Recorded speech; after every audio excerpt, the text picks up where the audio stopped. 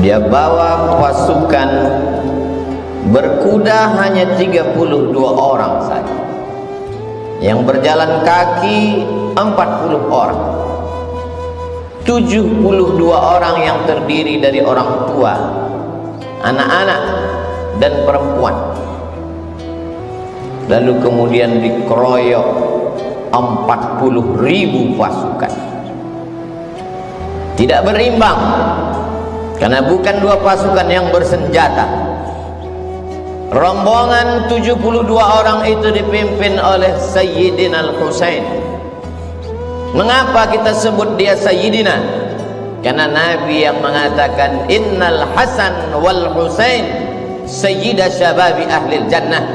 Sesungguhnya Hasan dan Husain Sayyid, pemimpin anak-anak muda penghuni surga. Anak-anak muda yang gugur mati sebagai syahid nanti masuk ke dalam surga. Pemimpinnya adalah Sayyidina Al-Hasan, Sayyidina Al-Husain. Sayyidina Al-Hasan meninggal sebagai syahid karena dia mati diracun. Sekarang tiba giliran adik kandungnya bernama Sayyidina Al-Husain, membawa 72 orang. 32 orang yang naik kuda, yang lain berjalan kaki dengan tenang. 40.000 pasukan sudah disiapkan oleh Ubaidillah bin Ziyad. Sebenarnya Yazid tidak terlalu takut kekuasaannya hilang, tapi Ubaidillah yang saat itu menjabat sebagai gubernur Kufah khawatir kalau sampai Yazid tumbang, Husain naik, maka hilanglah jabatanku. Maka dia kirimlah panglima-panglima perangnya, Syamar ibn al-Jawshan, Umar bin Sa'ad, Zur'ah bin Sinan. Lalu kemudian Syamar berteriak, bunuh Husain.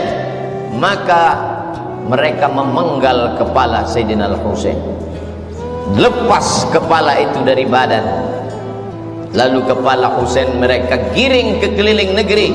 Mereka ingin menunjukkan kepada rakyat bahwa kami kuat, kami berkuasa. 40.000 pasukan tentara kami meluluh lantakkan pasukan cucu Nabi Muhammad sallallahu alaihi wasallam.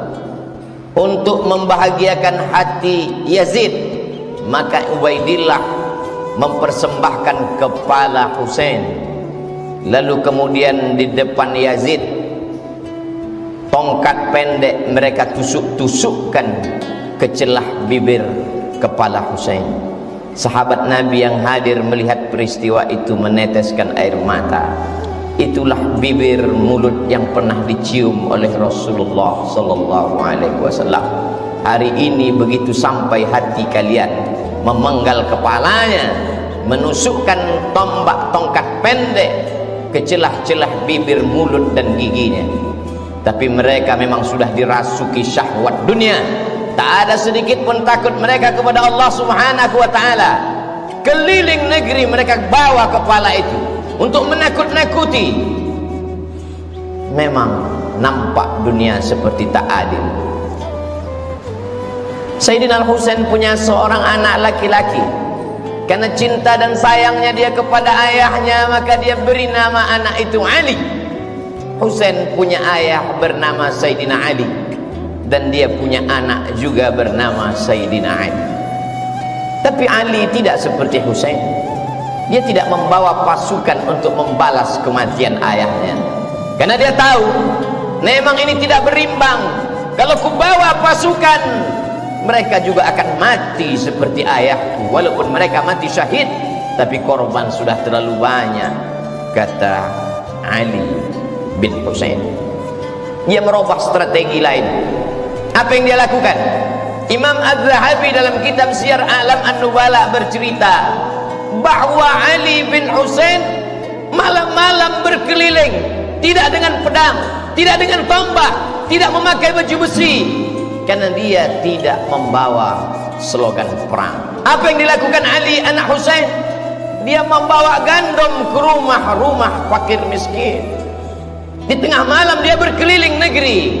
Dia lihat mana rumah anak yatim, dia letakkan gandum di depan pintu mereka. Orang tahu bahwa ini adalah gandum titipan Ali anak Husain. lembut hati mereka. Gandum yang mereka makan berubah menjadi darah daging. Hati mereka sudah direbut oleh Ali anak Husain. Dia merasa tidak lagi ada manusia yang layak untuk mendengarkan rintihan sedihnya atas kematian ayahnya. Betapa tidak, pasukan yang tidak berimbang itu dibantai habis, dibunuh, karena memang mereka tidak punya senjata dan kekuatan. Kekuasaan tidak lagi ada di tangan mereka. Maka dia hanya mengadu kepada Allah. Imam Az-Zahabi dalam Syiar A'lam An-Nubala mengatakan, Kanal Ali ibn al-Husain yasjudu lillah fil yawmi wal laylah alfa sajadah. Sehari semalam Ali anak Husain bersujud kepada Allah 1000 kali sujud. Solat sunat dia perbanyak, tahajud dan witir bermunajat kepada Allah. Dihitung semua solat sunatnya, 1000 kali sujud dia bersimpuh di hadapan Allah. Maka dia dikenal dengan nama Ali As-Sajjad. Sajjad diambil dari kata sujud. Orang yang paling banyak sujud bergelar As-Sajjad, maka dia bergelar Ali As-Sajjad. Saking banyak zikir dan tasbihnya, dia bergelar Zainal Abidin. Zainal perhiasan, Abidin orang yang banyak ibadah.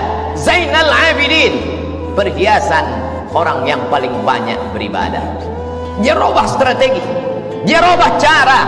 Tidak hanya satu cara mendekatkan diri kepada Allah. Kalau dulu ayahku dengan pedang sehingga gugur sebagai syahid, maka aku, kata Ali Zainal Abidin, dengan strategi yang lain, berbagi makanan sesuai dengan sunnah Nabi Muhammad SAW. At'imut ta'am, afshus salam, tebarkan salam.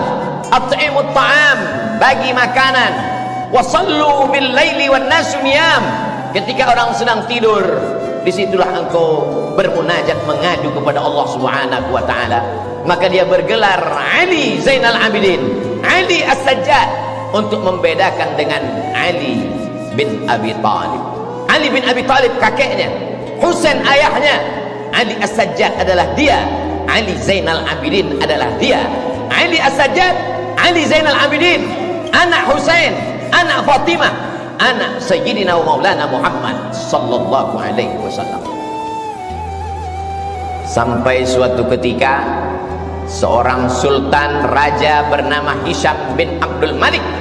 Kisah ini diriwayatkan oleh Al-Farazdaq. Pada saat musim haji, sultan raja di raja sedang melaksanakan haji. Saat dia umrah, ingin mencium Hajar Aswad, penuh Hajar Aswad, tak dapat dia cium. Pada putaran kedua, dia ingin mencium Hajar Aswad, melimpah manusia, tak dapat dia mencium. Pada putaran ketiga, keempat, kelima, keenam, sampai 7 putaran, sekalipun tak dapat dia mencium Hajar Aswad. Hisham bin Abdul Malik, raja dari Yaman sampai ke Mesir, sampai ke Andalusia. Tapi kemudian di celah-celah jamaah yang ramai itu, dia heran, ada sesosok manusia yang biasa. Pada putaran pertama dia mencium Hajar Aswad, semua orang memberikan jalan. Pada putaran kedua, orang pergi menyamping memberikan jalan kepadanya, mencium Hajar Aswad. Berbisik kata di hati Hisham bin Abdul Malik, aku yang raja, aku yang sultan, aku punya tentara, aku punya kekuasaan, mengapa aku tidak bisa mencium Hajar Aswad? Mengapa orang selalu menghalangiku? Siapa laki-laki itu yang setiap putaran dia mencium Hajar Aswad? Al-Farazdaq menjawab dengan syairnya, itulah dia Ali anak Husain yang ayahnya dulu kalian hantam, kalian bantai. Sekarang dia menang tidak dengan pedang, sekarang dia menang tidak dengan tombak. Hatinya menjadi raja di hati umat. Di hati umat dialah raja. Di mata kalian Hisham bin Abdul Malik lah raja, tapi di hati orang beriman, raja mereka adalah Ali Zainal Abidin. Hari ini begitu banyak orang bernama Ali Zainal Abidin. Cobalah hitung di negeri, di kampung, di kota. Coba kita pejamkan mata dari sejak kita SD sampai kuliah, berapa orang nama Ali Zainal Abidin? Ada seorang ulama besar, sekarang berada di Mesir, kadang-kadang dia berada di Uni Emirat Arab, dia belajar di Yaman. Namanya Al-Habib Ali Zainal Abidin. Di Kuala Lumpur, Malaysia, ada ulama besar namanya Ali Zainal Abidin. Orang begitu bangga memberikan nama anak Ali Zainal Abidin. Adakah nama anak orang bernama Ubaidillah bin Ziyad hari ini? Adakah anak orang bernama Syamr ibnul Jawshan hari ini? Adakah anak orang bernama Zur'ah bin Sinan hari ini? Jangankan kuburnya, jangankan makamnya, memakai namanya pun orang benci. Tapi Ali Zainal Abidin tak pernah mati, harum semerbak.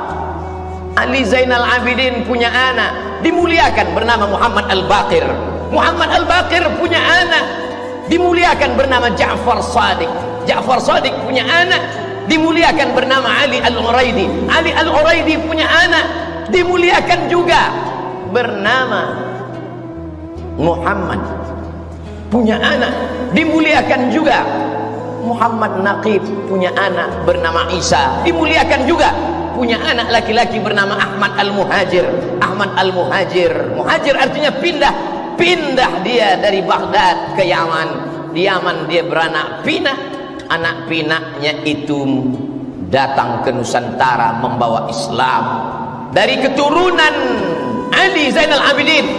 Maka itulah marga-marga para habaib zuriat keturunan Rasulullah SAW. As-Saqaf, As-Segaf kata orang Nusantara. Al-Haddad, Al-Jibri bin Syihab bin Abi Bakar, melimpah ruah mereka. Lalu kemudian salah satu dari keturunan Ali Zainal Abidin itu menjadi mufti di kerajaan Mempawah di Kalimantan, bernama Husain Al-Gadri. Husain Al-Gadri punya anak laki-laki bernama Abdurrahman. Abdurrahman bin Husain Al-Gadri, orang pertama yang mendirikan kerajaan Islam Melayu di Kalimantan Barat, bernama Kerajaan Islam Melayu Al-Gadriyah. Istananya masih tegak berdiri hari ini di tepi sungai yang indah. Masjidnya masih besar hari ini, Masjid Al-Habib Abdurrahman bin Husain Al-Gadri. Begitu ternyata doa kakek mereka dulu yang teraniaya, anak cucunya tetap dapat berkuasa. Tidak di Jazirah Arab, tidak di Yaman, tidak di Mesir. Kalau mereka berkuasa di Jazirah Arab itu biasa, tapi sampai di negeri Melayu mereka berkuasa di hati orang-orang Melayu yang bersyahadat asyhadu an la ilaha illallah wa asyhadu anna Muhammadan Rasulullah. Salah satu dari keturunan Ali Zainal Abidin bernama Utsman Syihabuddin. Orang Melayu memanggilnya Syarif. Syarif artinya mulia, karena memang yang mengalir dalam badannya darah mulia. Datanglah Syarif Utsman Syihabuddin ke negeri bumi lancang kuning.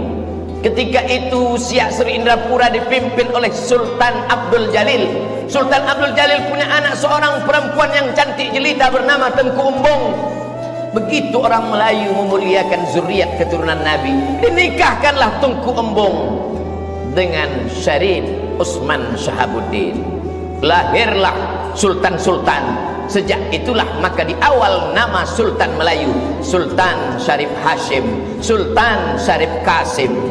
3 tempat mulia terhormat dijadikan sebagai namanya. Jalan Sultan Syarif Qasim, Airport Sultan Syarif Qasim, Universitas Islam Negeri Sultan Syarif Qasim. Doa dari kakek datuk buyutnya yang lama, Ali Zainal Abidin. Berkat sedekahnya, berkat ilmunya, berkat sujudnya, anak cucunya menjadi raja, menjadi sultan di negeri Melayu. Sampai hari ini mengalir pahalanya. Tengku Umbung, Habib Syarif Utsman Syihabuddin dimakamkan berdampingan di tepi masjid pertama yang didirikan di kota Pekanbaru pada tahun 1762.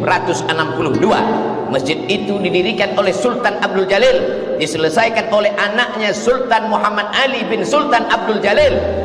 Hari ini menjadi bukti sejarah. Tamu-tamu Habib-Habib yang datang ke Pekanbaru berziarah ke makam cucu Ali Zainal Abidin. walaupun orang Pekanbaru sendiri banyak yang tak berziarah karena tak tahu. Begitulah Allah memuliakan orang-orang yang soleh. Sekarang kita tinggal memilih, apakah ingin mengikut menjadi anak cucu keturunan pikiran Ubaidillah bin Ziyad, Syamar bin Jausan, atau ingin mengikut langkah yang dilakukan oleh Ali Zainal Abidin. Ingat, kekuasaan hanya berakhir ketika malaikat maut mencabut nyawa. Hiduplah seperti Fir'aun, hiduplah seperti Jausan, hiduplah seperti Syamar, hiduplah seperti Qarun. Kelak kau akan mati juga menghadap Allah Subhanahu wa ta'ala. Yang menjadi Syamar bin Jausan mati dengan kekuasaannya, yang menjadi Ubaidillah bin Ziyad mati dengan kekuasaannya, yang menjadi Ali Zainal Abidin kekal sampai hari kiamat.